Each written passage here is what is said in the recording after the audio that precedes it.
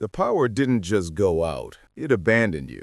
Not the fun batteries either. Not the AAs in your flashlight or the half-dead power bank in your jump drawer. The important one, the one keeping medicine from turning into warm soup. The one holding back a clock you can't see but absolutely feel. 2 days. That's all you've got before chemistry starts making decisions for you. You remember that generator you bought just in case? The one that's been peacefully aging in your garage like a forgotten bottle of regret? Yeah, the fuel inside it has already fossilized. Those solar panels you proudly installed, they're hooked to a battery bank that's been quietly decomposing since day one, smiling for the warranty period, rotting right after. And right now, while it actually matters, you're discovering something unpleasant. Modern preparedness gear doesn't fail accidentally. It fails on schedule. They sold you survival as a subscription, but buried underneath the marketing fluff, past the tactical zippers and influencer gear lists, are 3 technologies that absolutely refuse to play that game. They aren't illegal, they aren't secret, they're just inconvenient for anybody trying to keep you dependent. A battery chemistry older than your great-grandparents, a material that tells heat to go die somewhere else, and a communication network with no kill switch. Let's dig them up. Part 1. Every off-grid setup I've ever seen has the same weakness: a ticking electrochemical corpse.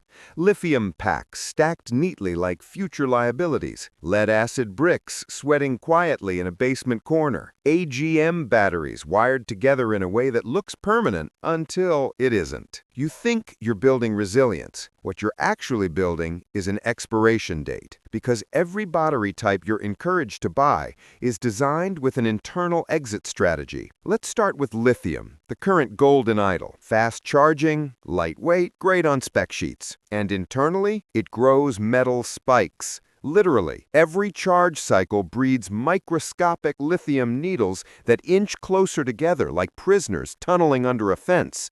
Eventually, they meet. Best case, the battery dies.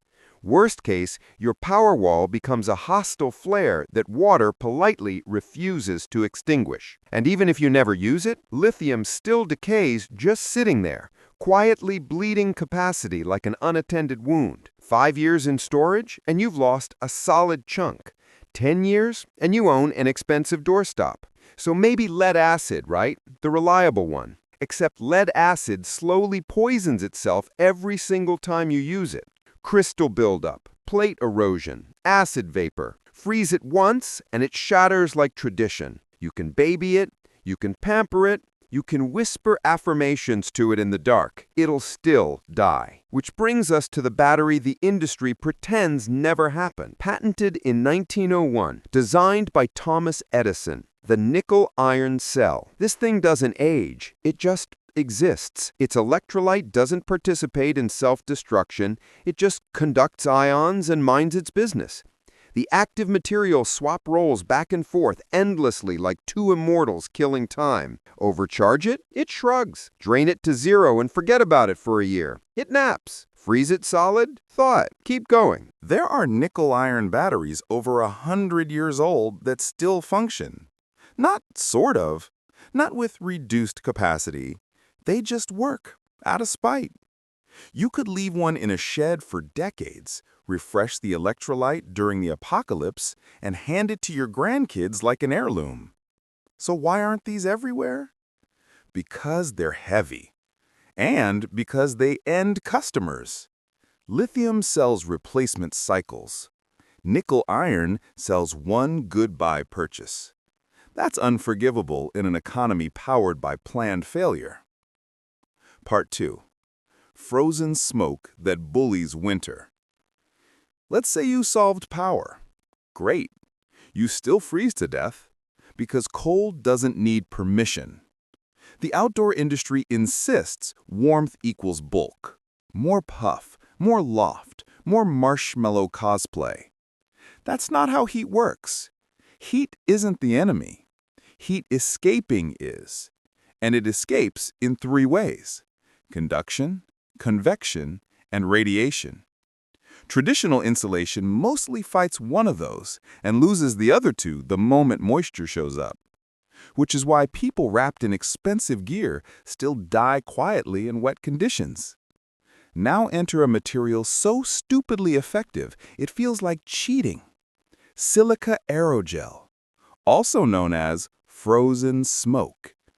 It's almost entirely air, trapped so tightly at the nanoscale that air molecules forget how to behave like air. No circulation, no conduction. Radiation gets humbled. A few millimeters of this stuff can outperform inches of down. You can hit one side with a blowtorch while holding chocolate on the other, and nothing happens.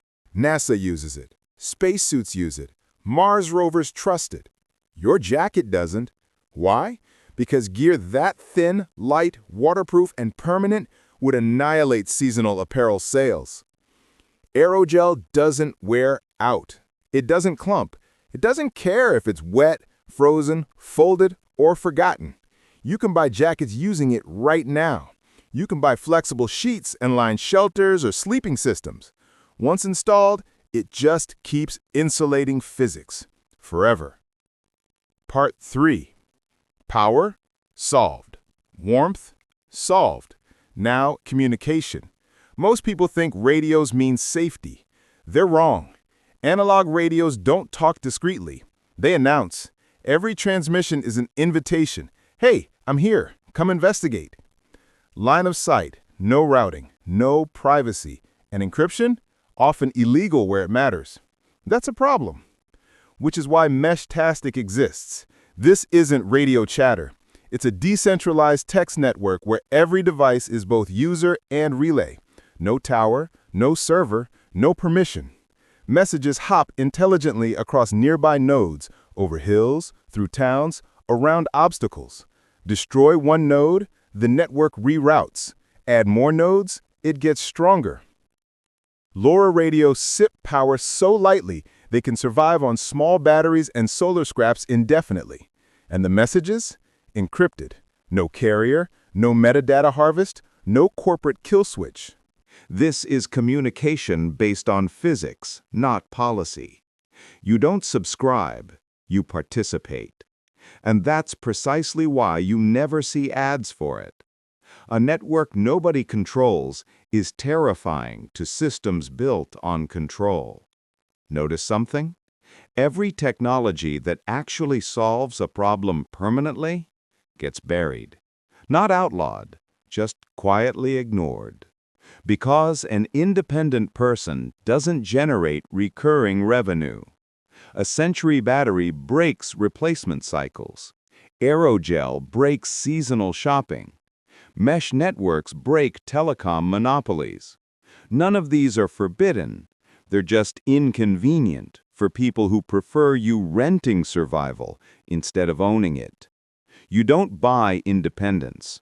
You understand it. Power that outlives you. Warmth that ignores winter.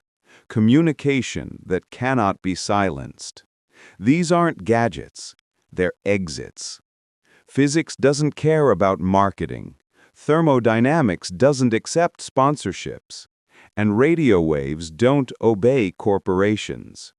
The system isn't hiding the truth behind walls. It's hiding it behind noise. Stay curious.